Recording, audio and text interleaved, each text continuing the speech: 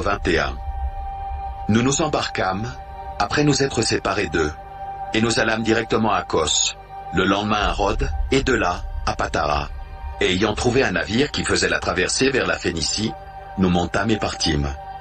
Quand nous fûmes en vue de l'île de Chypre, nous la laissâmes à gauche, poursuivant notre route du côté de la Syrie, et nous abordâmes à Tyr, où le bâtiment devait décharger sa cargaison.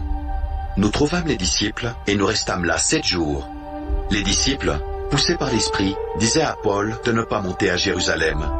Mais lorsque nous fûmes au terme de 16 jours, nous nous acheminâmes pour partir, et tous nous accompagnèrent avec leurs femmes et leurs enfants jusque hors de la ville.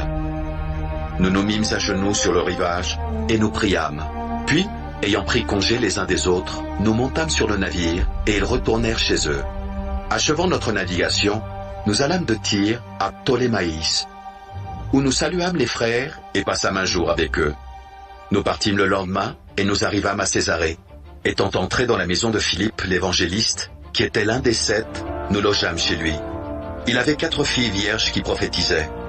Comme nous étions là depuis plusieurs jours, un prophète nommé Agabus descendit de Judée et vint nous trouver. Il prit la ceinture de Paul, se lia les pieds et les mains et dit : Voici ce que déclare le Saint-Esprit. L'homme à qui appartient cette ceinture, les Juifs le liront de la même manière à Jérusalem, et le livreront entre les mains des païens. Quand nous entendîmes cela, nous et ceux de l'endroit, nous priâmes Paul de ne pas monter à Jérusalem. Alors il répondit : Que faites-vous en pleurant et en me brisant le cœur ? Je suis prêt non seulement à être lié, mais encore à mourir à Jérusalem pour le nom du Seigneur Jésus.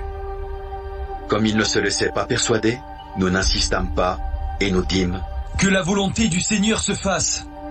Après ces jours-là, nous fîmes nos préparatifs et nous montâmes à Jérusalem. Quelques disciples de Césarée vinrent aussi avec nous, et nous conduisirent chez un nommé Mnasson de l'île de Chypre, ancien disciple chez qui nous devions loger. Lorsque nous arrivâmes à Jérusalem, les frères nous reçurent avec joie. Le lendemain, Paul se rendit avec nous chez Jacques et tous les anciens s'y réunirent. Après les avoir salués, il raconta en détail ce que Dieu avait fait au milieu des païens par son ministère. Quand ils l'eurent entendu, ils glorifièrent Dieu. Puis ils lui dirent : Tu vois, frère, combien de milliers de Juifs ont cru et tous sont zélés pour la loi. Or, ils ont appris que tu enseignes à tous les Juifs qui sont parmi les païens à renoncer à Moïse, leur disant de ne pas circoncire les enfants et de ne pas se conformer aux coutumes. Que faire donc ? Sans aucun doute la multitude se rassemblera, car on saura que tu es venu. C'est pourquoi fais ce que nous allons te dire. Il y a parmi nous 4 hommes qui ont fait un vœu. Prends-les avec toi, purifie-toi avec eux, et pourvois à leurs dépenses, afin qu'ils se rasent la tête. Et ainsi, tous sauront que ce qu'ils ont entendu dire sur ton compte est faux, mais que toi aussi, tu te conduis en observateur de la loi. À l'égard des païens qui ont cru, nous avons décidé et nous leur avons écrit qu'ils eussent à s'abstenir des viandes sacrifiées aux idoles, du sang, des animaux étouffés et de l'impudicité. Alors Paul prit ses hommes, se purifia et entra le lendemain dans le temple avec eux pour annoncer à quel jour la purification serait accomplie et l'offrande présentée pour chacun d'eux.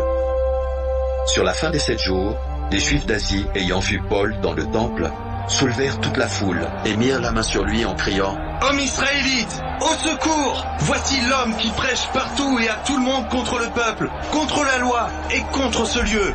Il a même introduit des Grecs dans le temple et a profané ce saint lieu. Car ils avaient vu auparavant Trophime d'Éphèse avec lui dans la ville, et ils croyaient que Paul l'avait fait entrer dans le temple.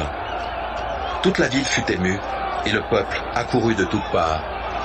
Ils se saisirent de Paul et le traînèrent hors du temple, dont les portes furent aussitôt fermées. Comme ils cherchaient à le tuer, le bruit vint au tribun de la cohorte que tout Jérusalem était en confusion. À l'instant, il prit des soldats et des centeniers et courut à eux.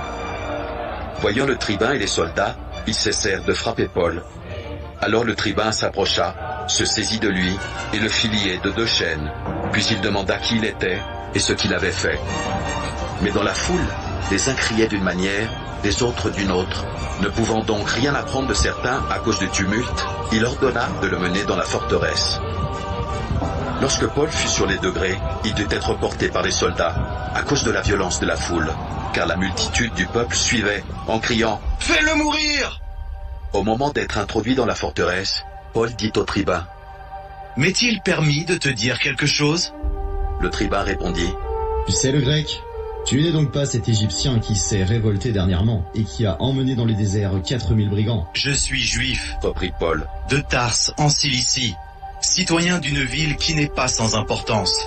Permets-moi, je te prie, de parler au peuple. Le tribun, le lui ayant permis, Paul, debout sur les degrés, fit signe de la main au peuple. Un profond silence s'établit, et Paul, parlant en langue hébraïque, dit